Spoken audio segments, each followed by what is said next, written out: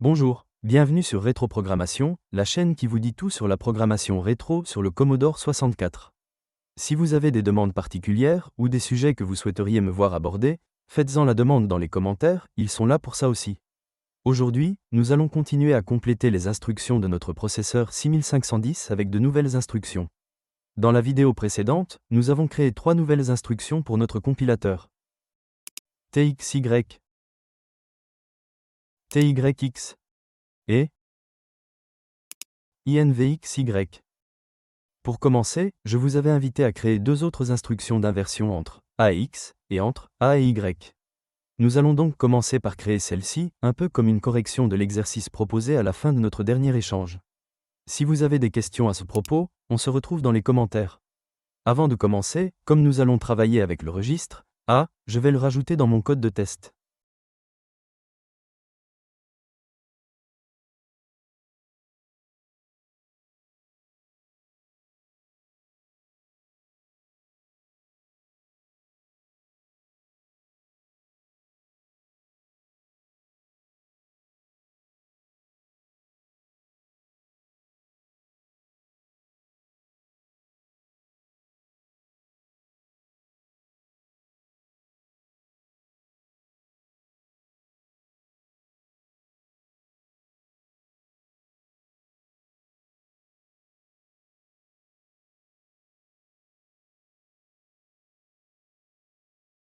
Je rajoute ma nouvelle instruction INVAX dans ce test, et je ne vais pas lancer pour vérifier que j'ai bien une erreur, c'est inutile. Je commence donc par créer une nouvelle pseudo-commande INVAX et j'écris le code correspondant. STXVAL, pour pouvoir récupérer la valeur de X dans A. TAX, qui copie la valeur de A dans X. Et enfin, LDAVAL $00, pour récupérer la valeur de X qui a été écrite ici dans val.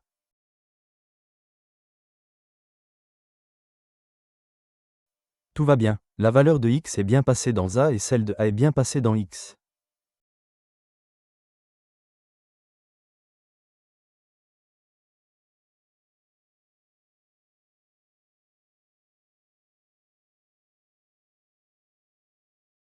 Je vais faire la même chose pour inverser les registres A et Y.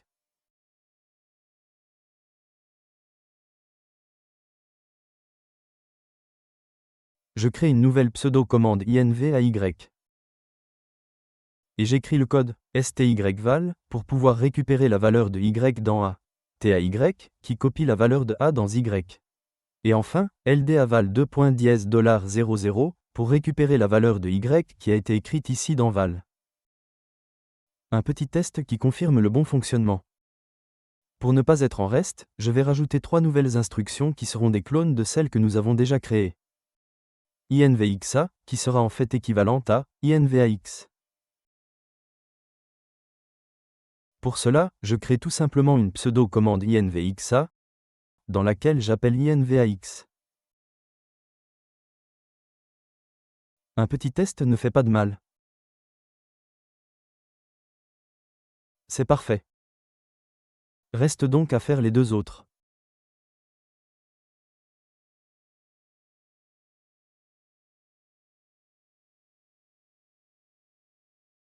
INVYK, qui est l'équivalent de INVAY.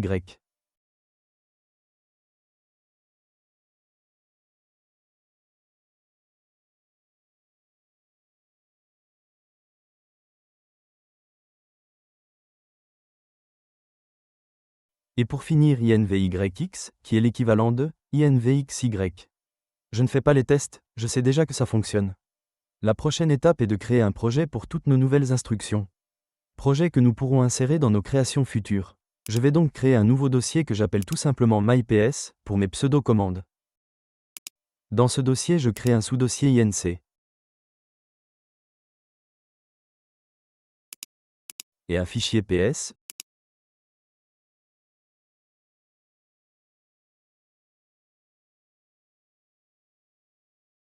Je vais rajouter mes nouvelles instructions dans des fichiers séparés, soit par instruction, donc avec un fichier pour chaque instruction créée, soit par groupe d'instructions, par exemple toutes les instructions INV quelque chose.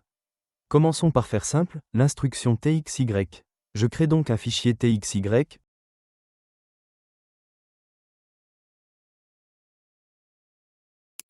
J'y copie le contenu de ma pseudo-commande.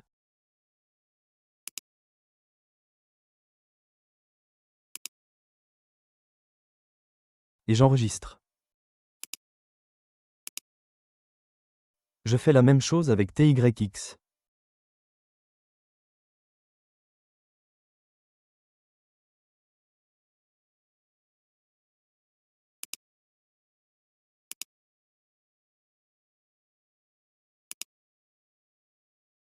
Dans mon fichier ps.asm, je vais importer chacun de mes fichiers d'instruction. Je rajoute donc --import, j'ouvre les guillemets, je mets un point pour signifier qu'il faut récupérer à partir du dossier en cours, je rajoute le chemin INC, puis le nom de mon fichier à importer, TXY. Je fais la même chose pour le second fichier, TYX. N'oublions pas de spécifier que ces fichiers ne doivent être importés qu'une seule fois. Que ce soit le fichier de référence comme ceux qui se trouvent dans le dossier INC.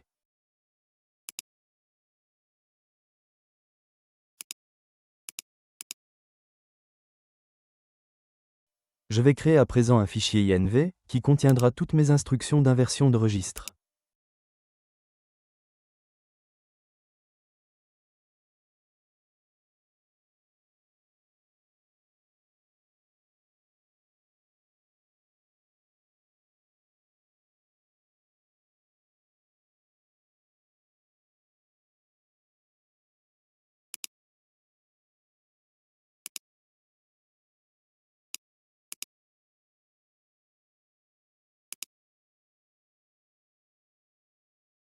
Je colle les pseudo-commandes dans le fichier. Et je le référence dans PS.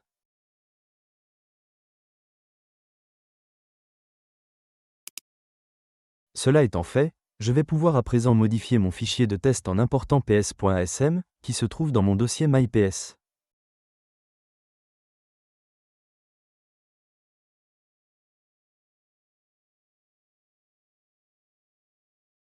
Je peux donc supprimer les pseudo-commandes dans mon fichier de test. Et si je l'exécute, mon instruction INVAX est toujours fonctionnelle. Voilà, vous pouvez à présent utiliser toutes vos nouvelles instructions dans vos projets. Simplement en référençant le fichier. Je ne vais pas en rester là. Nous allons nous créer un nouveau couple d'instructions pour des commandes qui sont également souvent utilisées, tout en restant dans le domaine actuel, la gestion de nos registres.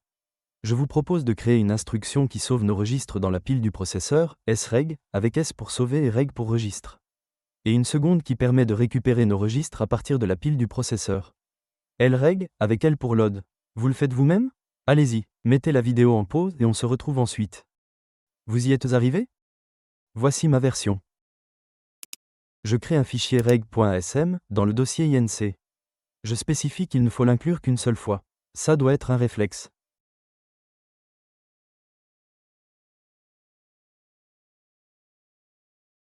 Et je déclare une première pseudo-commande, sreg. Là-dedans, je sauve le registre A avec PHA. Je transfère X dans A et sauve à nouveau avec PHA. Je transfère Y dans A et sauve à nouveau avec PHA. Et voilà. Et pour la seconde, je crée une autre pseudo-commande lreg. Je récupère la valeur dans la pile avec PLA et la transfère dans Y. Car la récupération à partir de la pile se fait dans le sens inverse de l'écriture.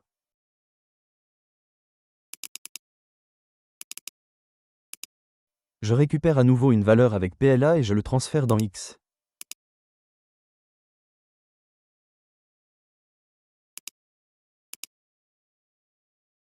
Et enfin je récupère ma valeur de A, à nouveau avec PLA.